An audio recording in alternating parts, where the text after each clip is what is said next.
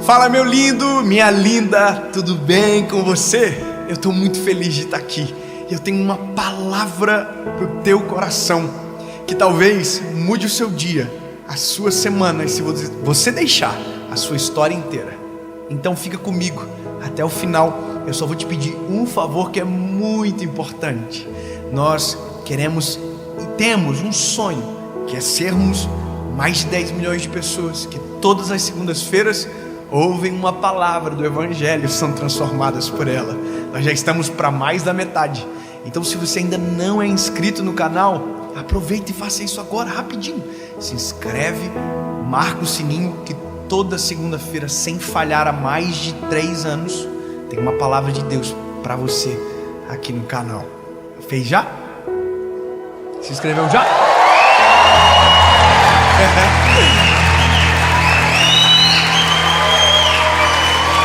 Vocês fizeram já? Vocês têm que fazer também. Curte o vídeo e vamos para a mensagem.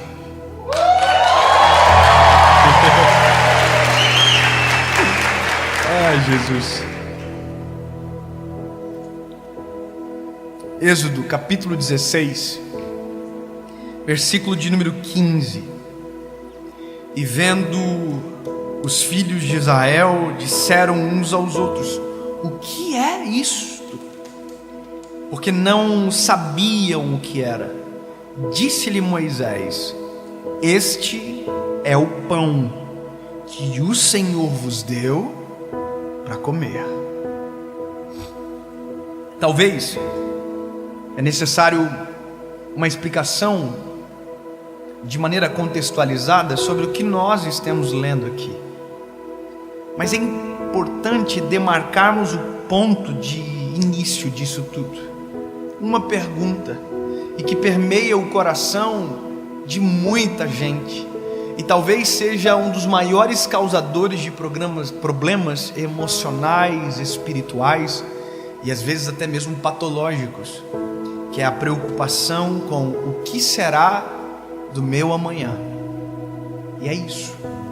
Então, partindo desta pergunta, que eu já me fiz centenas de vezes, que a minha esposa já fez centenas de vezes, e que você talvez ainda faz, ou já fez várias vezes, é que Deus me fez compreender esse contexto, aonde Deus trabalha em uma resposta, que é suficiente para o nosso coração, se a gente entender. O que aconteceu aqui, que o povo está perguntando o que é isto, é porque pela primeira vez a comida havia caído do céu, como uma relva, de uma maneira inexplicável. Alguma coisa caía no chão do arraial naquele dia.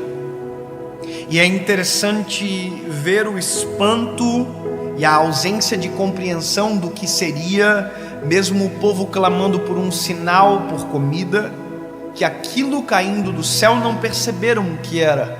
Aí Moisés olhou para o povo e disse: esse é o pão que Deus mandou para vocês comer.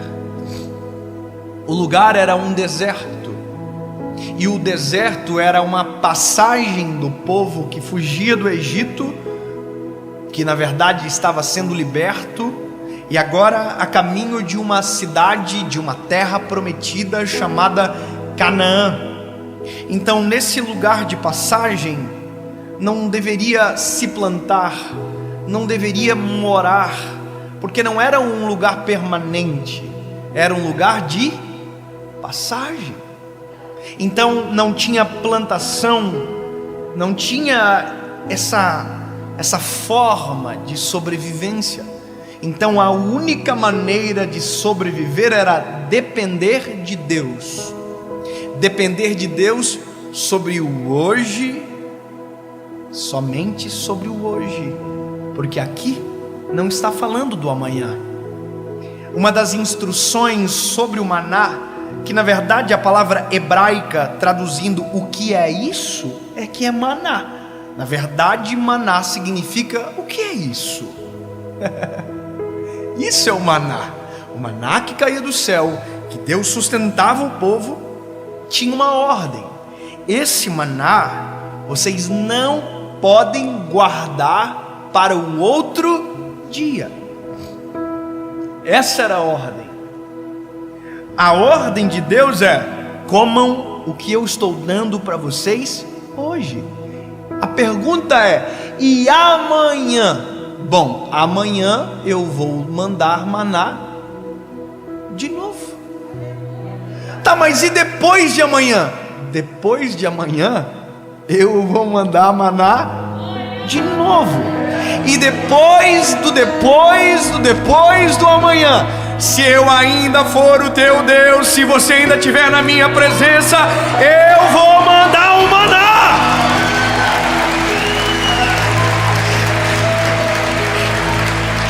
Deus sempre quis uma coisa só.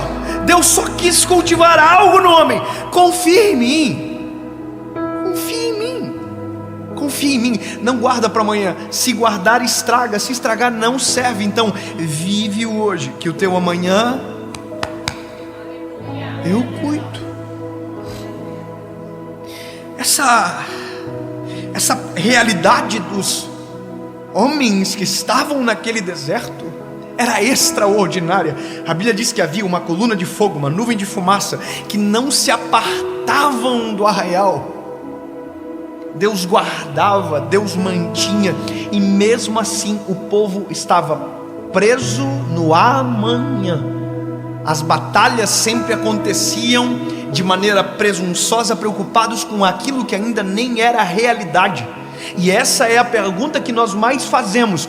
Nós sempre estamos nos perguntando: o que será do meu amanhã? Ou seja, nós não estamos vivendo o presente, nós estamos presos em algo que nem real é. O nosso coração nos retrata, nos transporta para um lugar que não existe. E porque não existe, causa insegurança. E porque causa insegurança, causa ansiedade. E porque causa ansiedade, cria uma série de patologias que desequilibram a gente e fazem a gente parar de viver quando não nos prende no passado, nos aniquila o presente para algo que nem real é na nossa história. E sabe qual é o problema? Nós temos dificuldade de reconhecer que somos ansiosos. Nós temos dificuldade de assumir que esse é o nosso problema, que na verdade nós confiamos em Deus, só que temos nas nossas ressalvas. A gente diz que confia, mas na verdade a gente está cheio de dúvida por trás. A gente diz que espera, mas na verdade a gente está o tempo todo futucando, porque a gente não consegue. Eu vou falar algo que Deus usou a minha esposa para ministrar no meu coração há dias atrás. Talvez você ainda não sabe, e se sabe, que bom que você sabe. A Paulinha está grávida e está vindo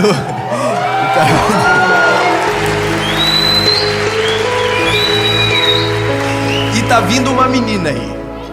Amém? Mas deixa eu te falar o que você não sabe. É que fazem mais ou menos 5 meses que a minha esposa, sem me contar, fazia exames todos os meses de gravidez. E esses dias, né, amor? Foi esses dias, não foi? Vida, vem cá.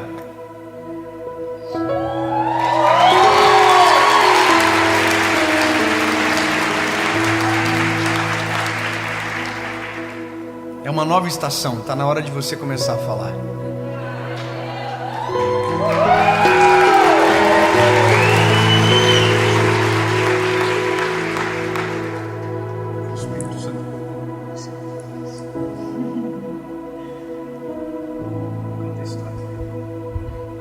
Boa noite. Que alegria estar aqui. Eu aceito essa nova estação de Deus para minha vida, e o que eu quero compartilhar com vocês é o que Deus trabalhou na minha vida. Muitas pessoas às vezes nos olham e acham que tudo acontece da melhor maneira possível, que a gente não sofre, que tudo é bom, mas durante 5 meses eu passei me enganando, eu comprei vários testes, deixei guardado e aí a gente começou. Vamos tentar ter mais um filho, vamos ver se Deus vai nos dar esse ano. E todo mês vinha um negativo, eu fazia um teste e era um não.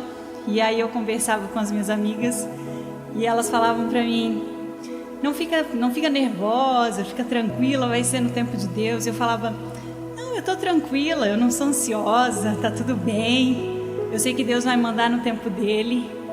E eu repeti isso várias vezes, durante 5 meses. Eu repetia para as minhas amigas, até que numa dessas conversas, o Espírito Santo falou comigo. Ele falou: você não é ansiosa? E aí no meu coração, na minha mente, Jesus me fez ir até o meu armário do banheiro. Falou: minha filha, olha o teu armário, cheio de testes. Você tem certeza que você não está ansiosa? Você precisa deixar eu cuidar de você. Então esse processo de 5 meses, aparentemente pequeno, mas que para mim foi muito longo, Deus me ensinou que eu não posso me enganar. Às vezes a gente conta mentiras que a gente começa a acreditar, mas que a gente sabe que é mentira. É um pouco ambíguo, né? Você falar, é uma mentira e eu começo a acreditar, mas no fundo é mentira. E eu estava querendo começar a acreditar naquilo e eu falava: Deus vai mandar só ano que vem, mas no meu coração, todo mês, eu precisava de um teste para saber se realmente seria só ano que vem. Então, no dia dessa conversa, quando o Espírito Santo me fez ir até o meu armário e ver os meus testes, eu falei: Jesus, eu vou entregar nas tuas mãos. Eu quero deixar de ser ansiosa, eu não quero mais fazer testes. Quando for a tua vontade, quando chegar o teu momento, eu saberei. E então, eu descansei, mas não quer dizer que eu esqueci. Eu descansei e deixei Deus tomar posse do meu coração e da minha mente, para que eu deixasse a ansiedade de lado. Ainda estou sendo trabalhada nisso, sempre serei. Mas foi um processo e graças a Deus vencemos. Tá vindo a nossa Serena, nossa princesa.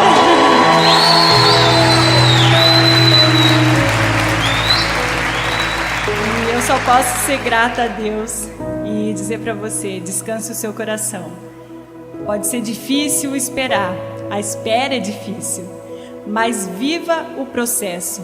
Saiba o que Deus tem no processo para você. Não podemos pular etapas. Deus precisa nos capacitar durante o processo. Seja disponível, abra o seu coração para Deus. E eu tenho certeza, Ele vai cuidar de tudo e da melhor maneira possível.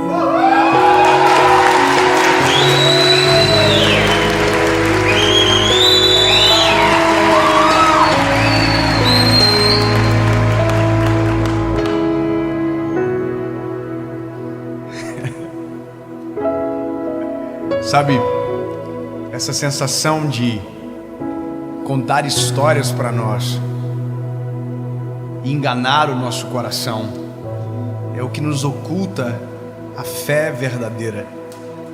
Porque nós dizemos que cremos, mas no fim do dia dormimos com dúvida. Nós dizemos que Deus está no nosso amanhã, mas no fim nós dormimos preocupados com Ele e não desfrutamos nem do futuro, nem do presente. E, sabe, perdemos o tempo precioso da nossa vida. A minha esposa contou um segredo aqui, e esse é o segredo para vencer essa batalha da nossa mente: é descansar.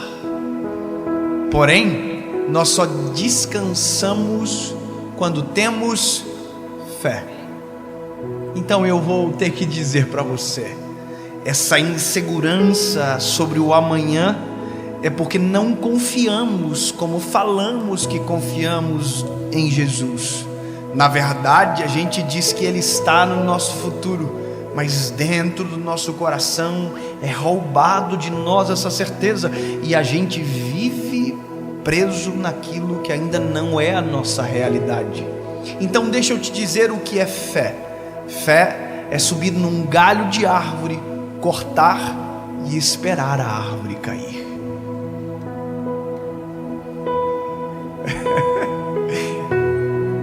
Nunca ouviu? Eu vou dizer o que eu disse de maneira bem clara. É subir numa árvore, pendurar-se no galho e pendurado no galho, cortar o galho e esperar a árvore cair. Não, eu vou.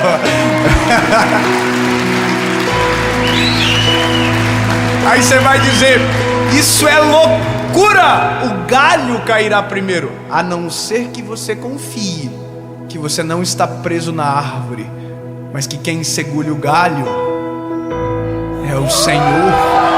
Quem segura as suas mãos é o Eterno.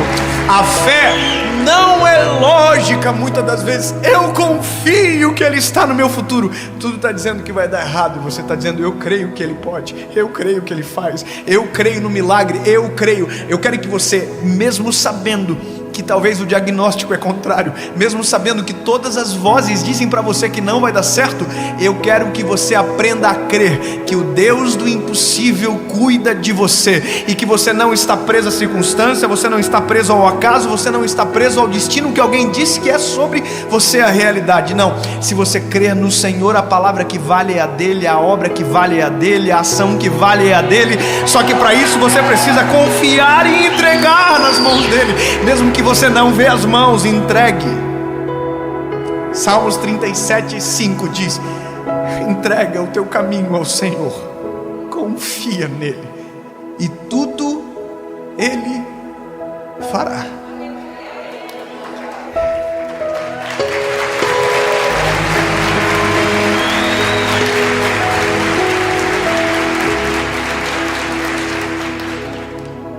A ansiedade ou o medo do amanhã é uma dor silenciosa, acumulativa, progressiva. A gente tem um pouco de angústia e ansiedade hoje, amanhã a gente tem um pouco mais, depois de amanhã a gente tem um pouco mais do que teve no dia anterior, e quando a gente vê, a gente está embaraçado por sentimentos confusos, um medo inexplicável, síndromes que se apoderam de nós, sendo que se freássemos as nossas emoções, colocássemos os pés no chão, mas o coração no alto, e confiássemos no Senhor, a nossa vida se resolveria de maneira extraordinária, e o amanhã seria só dele, e o seu hoje seria extraordinário. Lembre-se, o maná é para hoje, e amanhã terá maná de volta, e depois de amanhã maná de volta. Enquanto você não aprender, entender e confiar que Deus é o Deus da provisão diária, e que cuida do teu amanhã, depois do teu amanhã e depois do teu amanhã, o seu hoje sempre será um caso perdido. Porque afinal de contas, que graça tem essa vida aonde a gente vive preso no que não existe? Filipenses capítulo 4, versículo 6, verso 7 diz o seguinte: não fiquem ansiosos por coisa nenhuma, antes, em tudo as vossas petições sejam conhecidas perante o Pai, e então vocês irão experimentar a boa, a perfeita e agradável vontade de Deus. Para minha esposa era a Serena, que estava no amanhã, e que ela estava tentando chegar lá, mas é impossível. Talvez para você seja um trabalho, talvez para você seja uma carreira, um propósito, uma crise financeira que tem te angustiado de maneira profunda. Então, lindo, hoje, sabe, acalma o coração e, de maneira clara como a luz que brilha, confie que o Senhor está cuidando de tudo. E aí você vai dizer: eu não estou no seu lugar, Eu sei disso, mas você também não está no meu. Cada um tem as suas próprias batalhas, todos têm as suas incertezas, mas de uma certeza eu tenho: que aquilo que os meus olhos não viram, que aquilo que as minhas mãos não tocaram, que aquilo que o meu coração não sentiu, que aquilo que eu ainda não percebi, o Senhor já viu, tocou, sentiu, percebeu. Então mais vale eu crer naquele que já está no meu amanhã do que tentar chegar aonde não é permitido ir. O que Deus me deu para viver é hoje. E o maná já caiu do céu.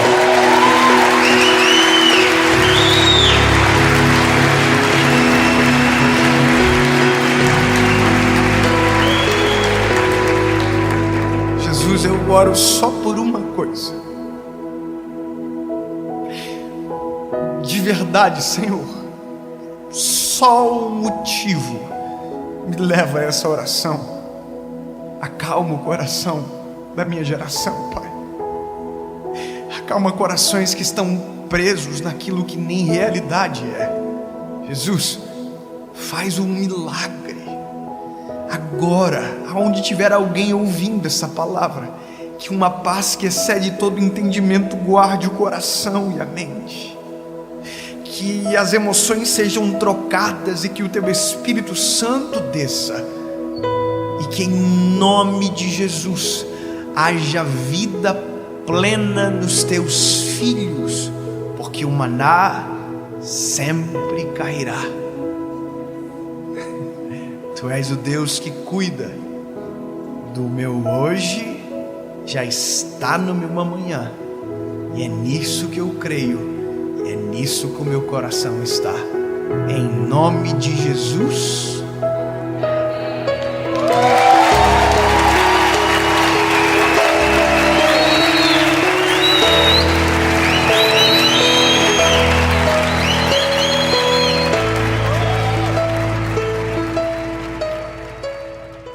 Fala, meu lindo! Minha linda!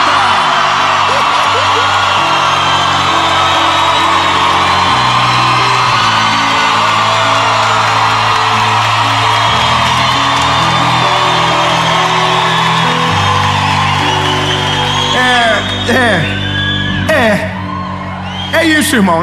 Nós estamos em Belo Horizonte. E o povo daqui, irmão, eu não tô conseguindo explicar. Eu tô todo rupiado.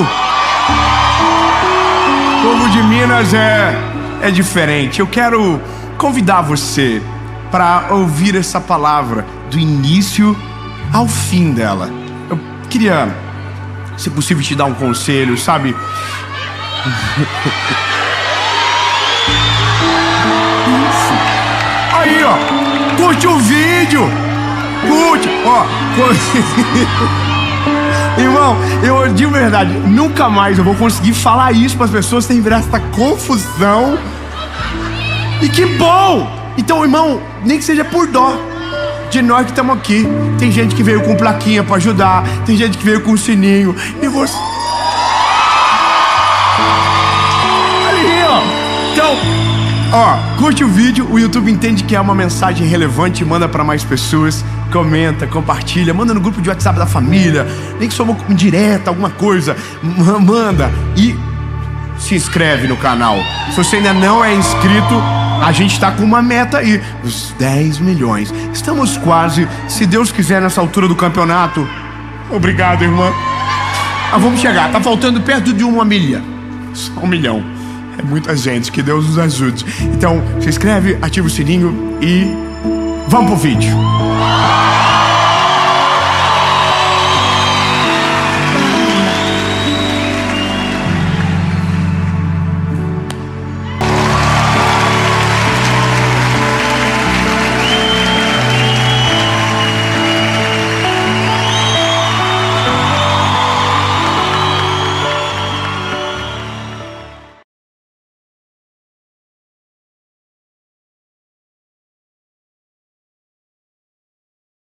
Oi, gente, tudo bem? lindos, como vocês estão? Essa é a nossa 5ª mensagem da série Simplicidade. Sabe, o tema de agora é muito importante. Talvez vai te incomodar um pouco, mas é bom que você ouça, vai te ajudar, eu tenho certeza disso. Eu só quero te pedir um favor antes de tudo começar. Tem um botãozinho aqui, um joinha, clica nele, curte o vídeo. Isso ajuda o YouTube a entender que o vídeo é relevante e mandar para mais pessoas. Se você ainda não é inscrito no canal, se inscreva, ativa o sininho. Toda segunda-feira tem uma mensagem para você. Manda para todo mundo depois desse vídeo e bora para a mensagem. Gênesis, capítulo de número 39, versículo de número 12, conta-nos uma treta. Preparado? E ela o apanhou pela sua veste, dizendo: deita comigo. E ele deixou a sua veste na mão dela e fugiu para fora. E aconteceu que quando ela viu que ele havia deixado sua veste em sua mão e havia fugido para fora, ela chamou os homens da casa e falou a eles, dizendo: vede, ele trouxe para cá um hebreu para nos escarnecer, e vem para deitar-se comigo. E eu gritei em alta voz, ele fugiu. José é macho, mas macho de verdade. Por mais que o conceito de macho de verdade que a gente tem é aquele que então deitaria-se com a mulher, porque não deixaria perder uma oportunidade dessa. Mas José é muito mais macho do que a gente imagina. Ele foi macho para reconhecer que se ele ficasse, ele pegava a mulher. Confusão, né? Talvez eu peguei você assim, meio atordoado agora, porque não dá muito para entender. Como assim? Aonde você quer chegar? Que história é essa? Vou te contar. Havia um homem chamado José que Deus deu sonhos a ele, sonhos extraordinários, e o fim seria ser o governador do Egito. Só que existe uma distância do sonho para a realidade, e o sonho da realidade, nesse percurso, muita coisa pode se perder, inclusive nós, inclusive o nosso caráter, inclusive quem nós somos, inclusive a nossa identidade. Você sabia que para o homem é muito mais perigoso o sucesso do que o fracasso? Porque se o fracasso demonstra as mazelas aparentes, o sucesso representa as mazelas escondidas. É muito mais difícil se manter lá em cima do que permanecer embaixo. Eu vou te dizer uma coisa, meu lindo. Parece-me que às vezes o homem se é conhecido de verdade quando tem poder na mão, ou quando as oportunidades chegam. E a gente é testado muito mais na capacidade de renunciar do que na capacidade de dizer sim. E como é difícil o homem dizer não. Como é difícil você, e agora entenda, homem, mulher, entenda você que está me ouvindo, como não é difícil. Mas como não, quando a gente aprende a dizer, ele é libertador. Basta você fazer uma análise de base, lá do início, quando nós temos os nossos filhos. Sabe qual é a pior fase, ou a pior dificuldade de um pai? Aprender a dizer não para o filho. Você sabia disso? Que isso é a pior coisa para o pai? Uma coisa é você dizer não porque não pode, outra coisa é você dizer não porque quer dizer não, porque sabe que o não é melhor para o seu filho. Eu vou te dizer uma coisa, eu fui para os Estados Unidos com meu filho uma vez, eu acho que foi uma das primeiras vezes, o meu filho já estava entendendo tudo, e nós entramos no mercado que tudo era muito baratinho, e ele queria comprar tudo, e nós íamos naquele mercado de maneira rotineira para comprar comida, as coisas, e todas as vezes que nós entrávamos no mercado, nosso filho pedia um negócio, e porque era tão baratinho eu comprava, e eu fiz isso 1, 2, 3, na 4ª vez eu falei, opa, eu estou destruindo meu filho, ele não tem mais noção de quanto vale as coisas, ele já não sabe mais o valor do que está pegando na mão, é barato para mim, mas ele não sabe quanto custa. Sabe o que eu fiz? Não. Irmão, eu disse não para o meu filho, e ele não estava preparado para o não, e nem eu estava preparado para dizer não. Mas naquele momento eu tive que colocar as minhas emoções abaixo das decisões do caráter que eu estou forjando no meu filho. Tive que colocar as minhas emoções abaixo dos princípios que eu estabeleci sobre a minha família. Sabe o que é isso? Os princípios são inegociáveis, mas muitas das vezes nós abrimos mãos dos nossos princípios para não nos indispor com o não, porque o não cria indisposição, o não fecha portas, o não exclui amigos, o não muda os nossos ciclos de convivência, o não afasta, mas o não também filtra e traz para perto quem é de verdade. Eu vou te dizer uma coisa: a melhor coisa da vida é o dia que você aprende a dizer não.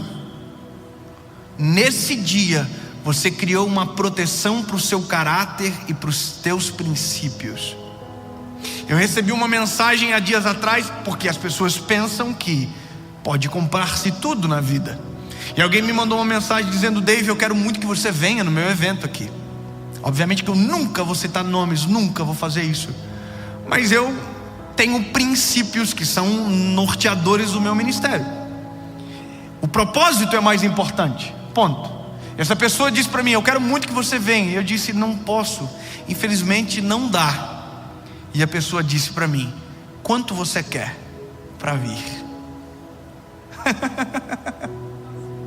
Ai, irmão, se tinha uma chance de eu ir, acabou naquele exato momento. Naquele exato momento a pessoa disse para mim: tu és um produto, e se eu te pagar, você sai da sua casa, deixa a sua família e vem para cá. E ele disse: nós damos quanto você quiser, qual é o preço? Ai, eu respirei fundo e eu disse: lindo, você não me entendeu, você não me conhece, porque se conhecesse, sabia ou saberia que jamais a sua proposta se sobreporia ao meu propósito.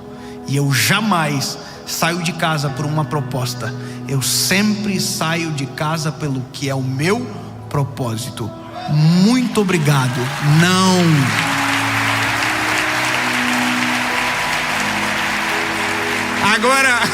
Agora vamos para a carnalidadezinha. Vamos pro Deivinho que tá enterradinho, que tem boletim para pagar. Vamos pro Dave que tem conta que vence. Vamos pro Dave que tem aluguel que se paga, que tem funcionário para pagar. Vamos. Esse Dave diz: aceita a proposta, rapaz. Esse Dave grita: vai, meu lindo, você prega, faz bem bonitinho, volta para casa.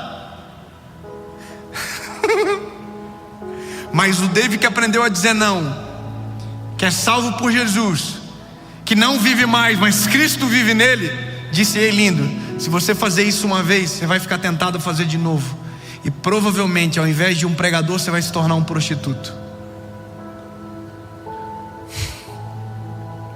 Esse é o risco de não aprender a dizer não.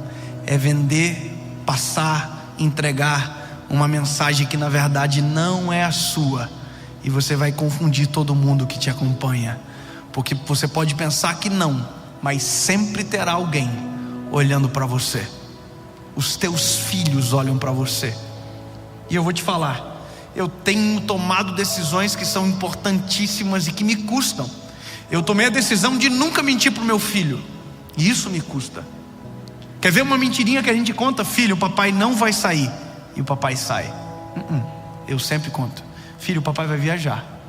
E ele fala: papai, eu fico tite quando o papai viaja. Me dói o coração. Mas eu nunca vou ser um mentiroso para o meu filho. Eu sempre vou falar a verdade.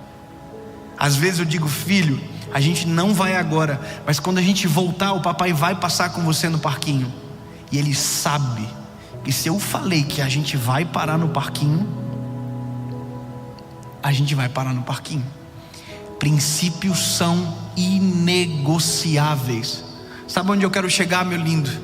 É que muitas das vezes, para não perder amigos, para não perder os nossos ciclos de influência, o nosso network, a gente diz sim para tudo, e no sim que a gente dá, o nosso caráter vai embora e os nossos princípios junto com ele. Eu quero te dizer uma coisa: não deixe que o seu caráter se perca, os seus princípios se vão, simplesmente porque você não tem coragem de dizer não. É melhor dizer não agora e criar uma indisposição à sua volta, mas preservar o seu futuro mediante aquilo que Deus tem para você. É melhor dizer não agora, mas prevalecer sobre tudo o seu caráter e os seus princípios. Princípios não se brincam. É melhor passar por, às vezes, intolerante, indiferente, seja lá o que for, mas saber dizer não do que dizer sim para todo mundo e perder a sua essência. Eu morro de medo de gente que é amigo de todo mundo.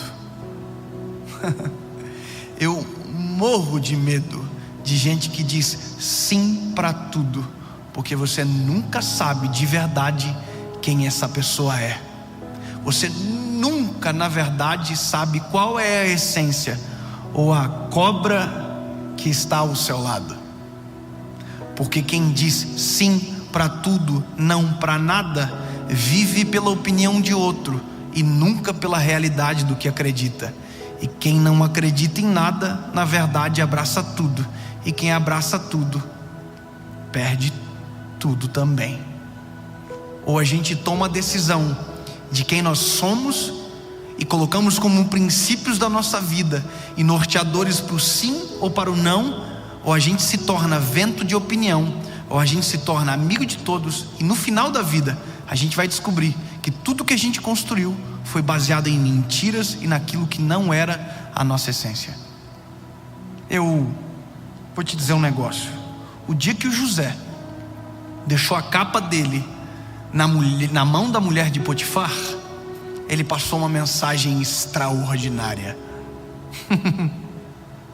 De verdade, no dia que ele fez isso, ele arrebentou. E alguém diria: uau, por que não aproveitou a oportunidade e deitou-se com a mulher?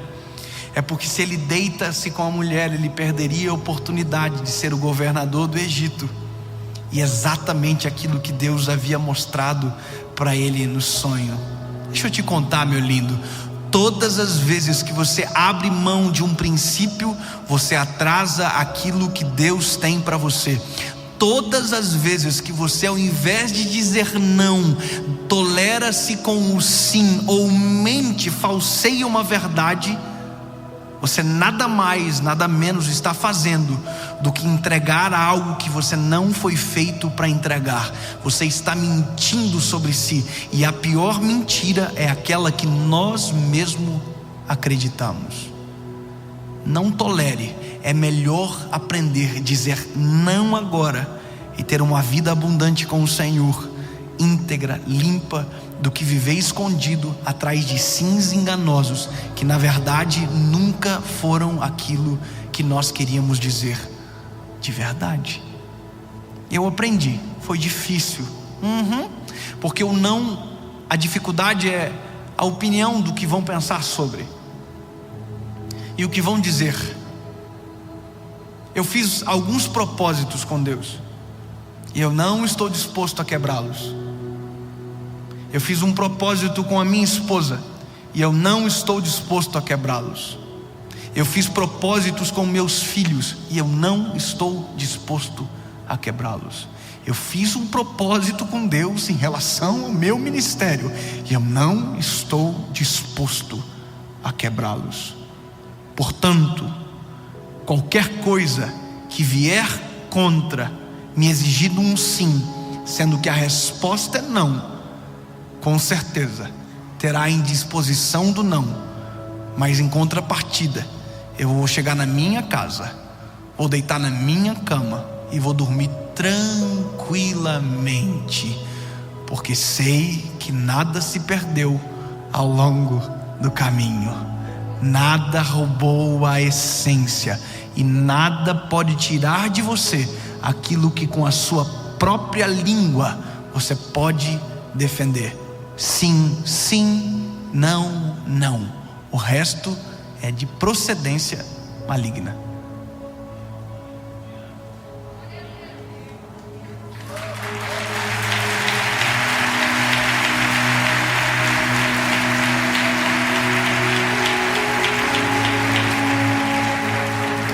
Eu vou te explicar um negócio. Você sabia que jurar, na verdade, não é pecado? A gente diz que é pecado jurar. Mas eu vou te dizer o que acontece na nova aliança.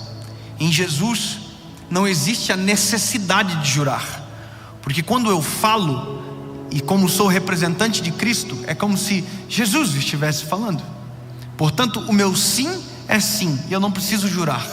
Portanto, o meu não é não, e eu não preciso jurar, porque o meu caráter defende o não até o final, e o sim da mesma forma.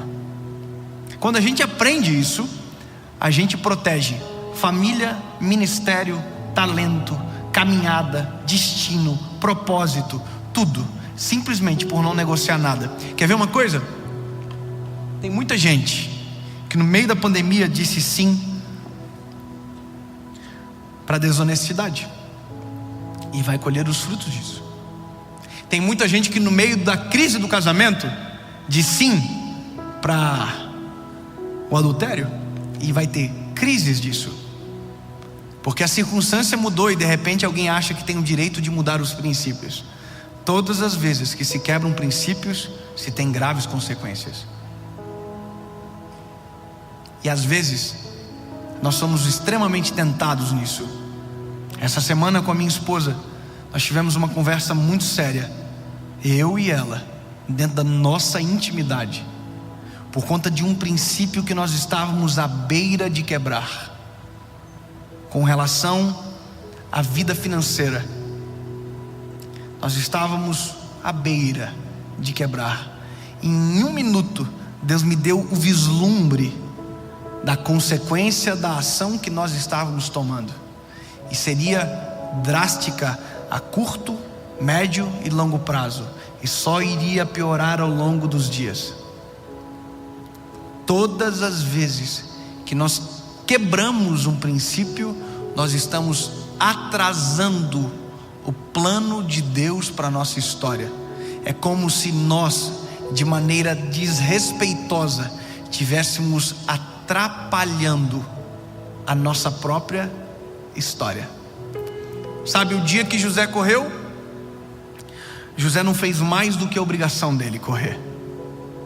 Sabe, o dia que você respeita os princípios, lindo, você não fez mais do que a sua obrigação. E eu sei que tem coisas que são difíceis de tragar, de entender, internalizar, mas o dia que você aprender a força do não, você vai descobrir que ele é mais importante do que o sim. Se o sim permite, o não te protege. Se o sim dá acesso, o não mantém a porta aberta. O não é importante. Está disposto a quebrar algum princípio para acelerar alguma coisa da sua vida? Não. Está disposto a abrir mão de verdades, sabe, importantes para você, para que alguma coisa caia sobre... Não. Está disposto a contar uma meia verdade para proteger o seu caminho? Não. Porque eu também não estou disposto a negociar com aquilo que Deus colocou para mim como verdade. Eu espero que você entenda o que eu estou te dizendo, porque eu poderia passar horas aqui desenrolando áreas e mais áreas da nossa vida, de tantas vezes que a gente deveria ser íntegro até o final e deslizamos para um sim de permissão, para não ter o ônus do não no final. Que 2021 o não seja extremamente usual na sua história, que pode ter certeza que muitos dos problemas que você está colhendo agora foi para os sims que você disse e que na verdade deveriam ter sido dito não.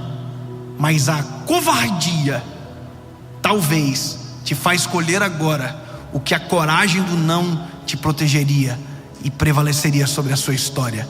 Mas em nome de Jesus, 2021, não é não, sim é sim, e a verdade prevalecerá, e nada nem ninguém, muito menos a gente, irá atrapalhar aquilo que Deus tem para a nossa história.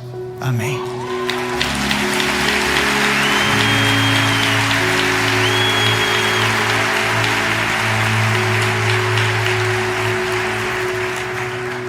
Jesus, Tu és o Deus que não nos permite deixar em confusão. Tu abre os nossos olhos, e mesmo a gente tentando fingir que às vezes não sabe, a gente sabe, Senhor. A gente sabe quando deveria dizer não, mas muitas das vezes o sim é mais confortável. Mas Deus, não queremos mais um ano viver fruto das nossas péssimas decisões. Em nome de Jesus, Pai, será diferente. Sim é sim, o não é não. Em nome de Jesus, amém.